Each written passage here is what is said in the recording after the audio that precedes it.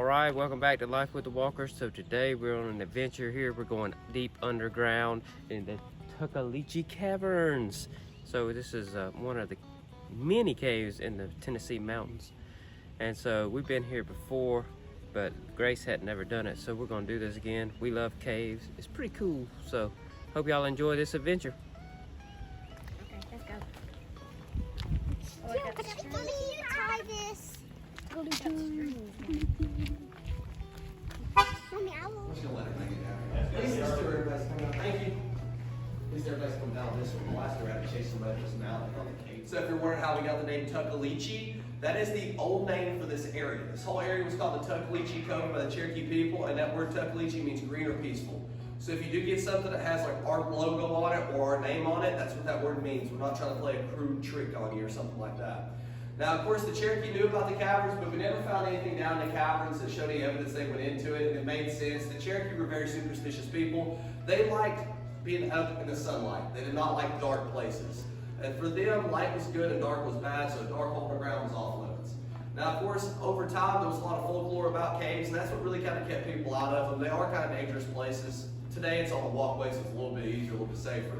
What happened, of course, was in this local area, local sawmill workers that worked this area during the early 1900s, they logged out these mountains, and there's over 1,000 cave systems just in the Appalachian area alone. So these guys were used to kind of stumbling up on cave openings and things like that, but most of them were very small, so a lot of people didn't go down inside these caverns. Believe it or not, the first group of people who knew about these caves were local kids that lived in this area. Local kids would go down and would play in the caverns, mainly because they got to get out of the heat. Especially up here in the summer, you're starting to feel it now, it starts getting hot. It's going to keep getting hot and keeps getting more and more humid as the summer goes. This cave will stay 58 degrees year round, so it doesn't matter if it's 100 degrees outside, it doesn't matter if there's a blizzard going on, this cave will stay the same temperature. It's called a geothermic temperature. Two local boys, Bill Van and Harry Myers, used this to their advantage. They would go down and cool off in the summer, and as kids, they would keep going deeper and deeper until they finally hit the creek basin. Once they hit the creek, they were hooked up because the creek creates a natural flat spot in the cavern, kind of like a makeshift walkway. And it also gives them something to navigate by. So if they went downstream, let's say, and they got turned around, all they had to do was walk back up the creek and get their way back out. Now, Bill and Harry played in this cavern extensively as children, but when they got older, both of them got drafted into World War II. After returning from World War II, the dynamics in this area had completely changed because the national park had been instated. So it took this blue-collar sawmill town and turned it into a tourism town. And these kids, of course, wanted to open up their playground. They kind of fed into that. What they did is they brought the property that sat above the caverns, and what they also did is put a small walkway that went to the cave. Now notice I haven't said anything about putting lights in the cave yet. When we first commercially opened the caverns in 1953, we did offer tours. We did them by lantern light. We did lantern tours for about 7 years until we finally put electricity in the area. When they did, they put lights in the caverns, and it really opened up how we're able to give these tours. So it went from taking 4, 5, 6 people on a tour to now taking sometimes over 100 people a trip. Now, of course, going through here today, guys, like I said, it's all concrete steps and walks, so just take your time, especially on the staircases, because everything down here is going to be wet.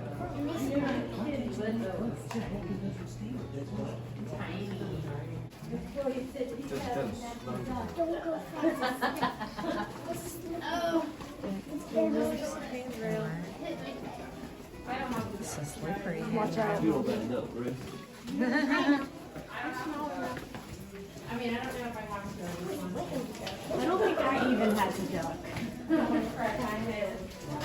Watch out. There's a hole. Somebody's going to drive us home. Where's the hole?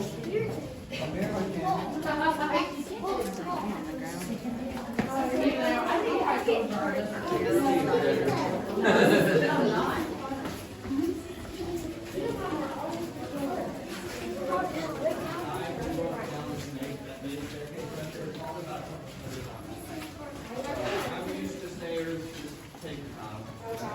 I make this look really easy because I've been doing it so long. First cave experience.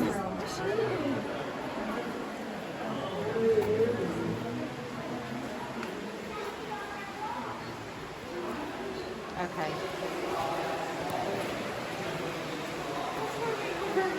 What? Oh my gosh. Whoa. Wow. Yeah, it's like not even do it justice on a video camera. You can't do it in the Can't even see. Yeah. Look at this that. stalagmite.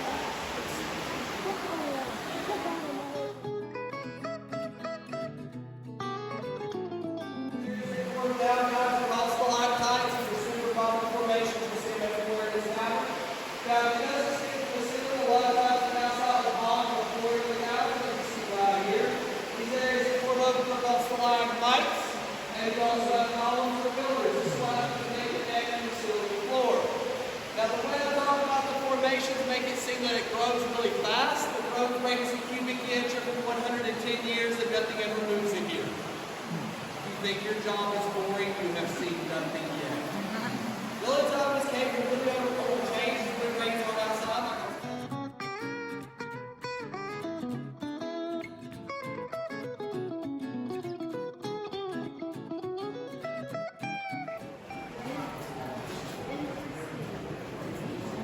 They probably go up there.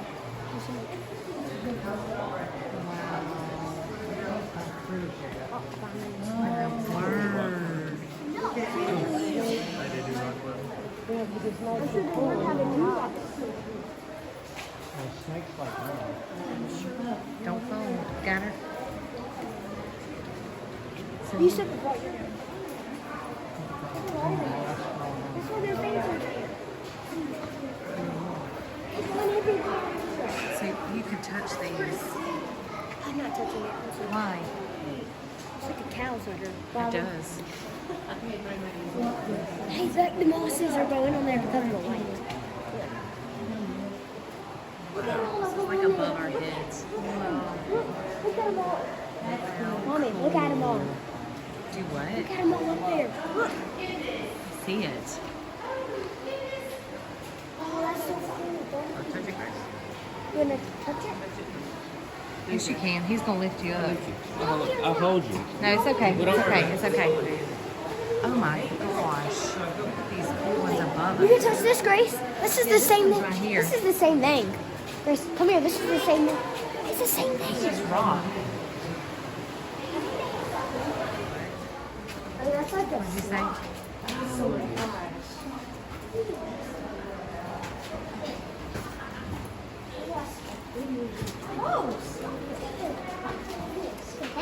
That's wet.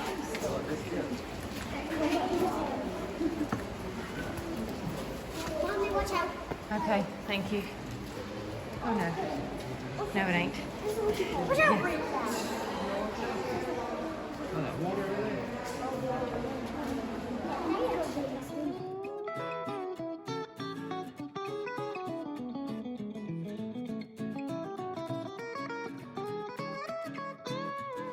Yeah, to see. Look at the stalactites hanging here.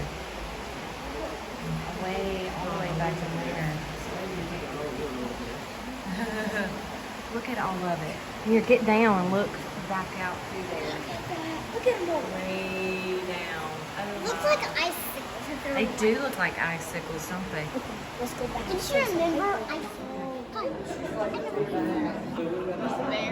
That is, I told Emily, I said, how in the world did they figure out that that spotlight made it a bear shadow? Look at all of them in one spot. I know. Just one spot. That's what I hate. Never. What? Yes. That is amazing. The camera does it no justice. That is just Wait, does camera get it?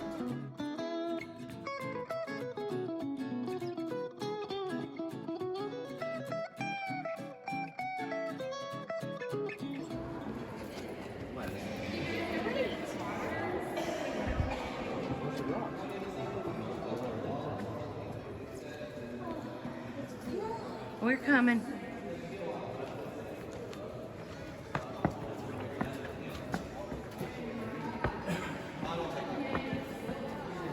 Where?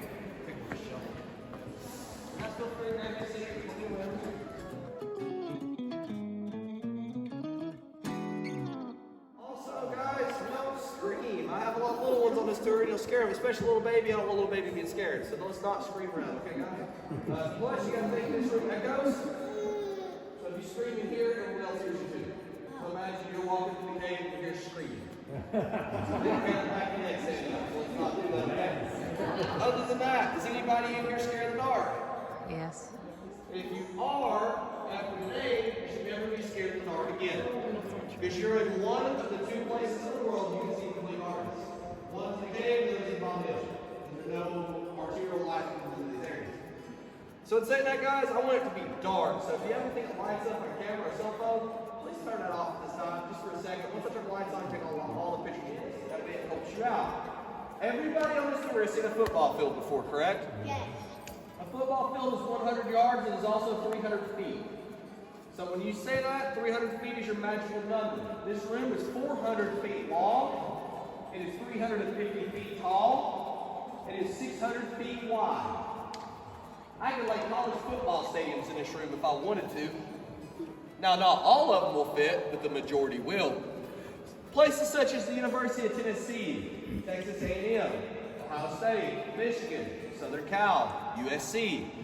Those stadiums are too big. So your mega stadiums, your over 100,000 people stadiums are too big for this room. But I can fit Alabama, I can fit Florida, Central Florida, Mississippi, South Carolina, Clemson. I can fit all those in here, no problem.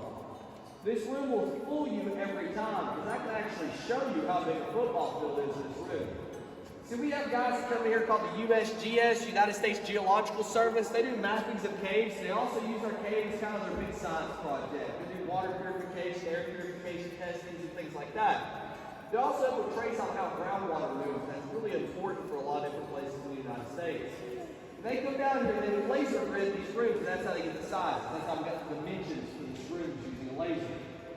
Now, with me, I know their supervisor, Mr. Bill. Mr. Bill used to be a guy in here underneath. So I pull strings. I get him to give me some measurements.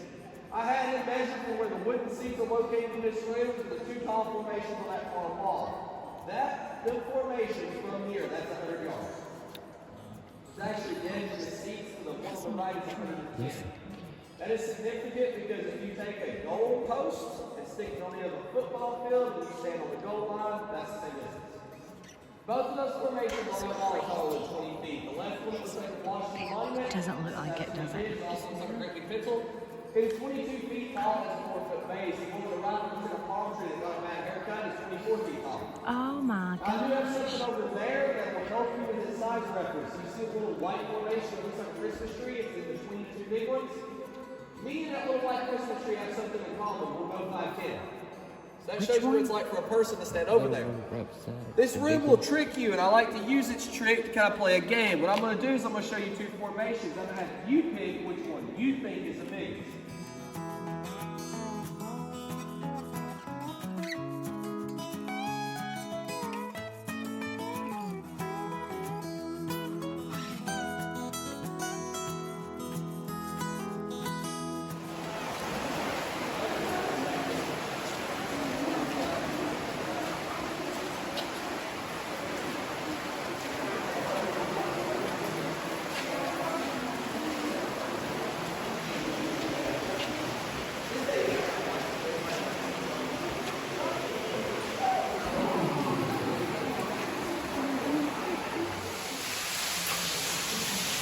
Look how smooth it is. Feel that.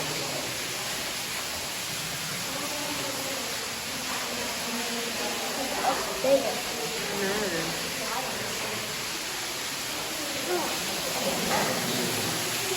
It's a waterfall.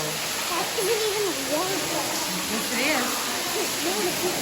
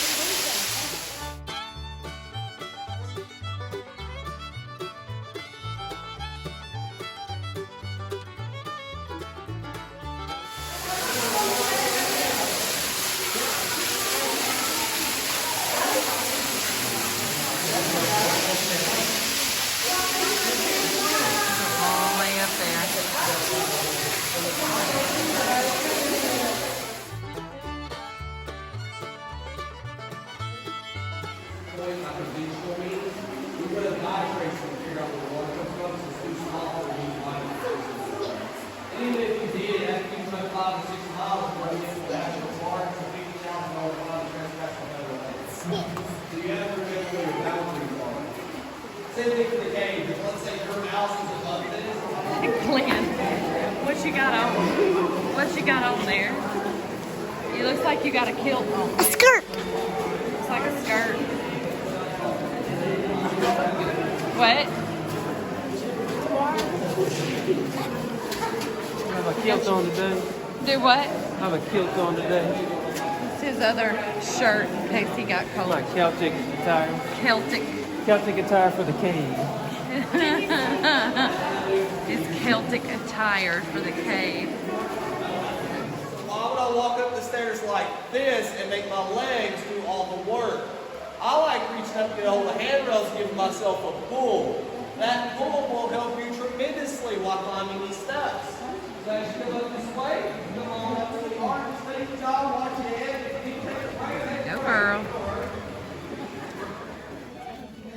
Oh, sorry. What you sorry about?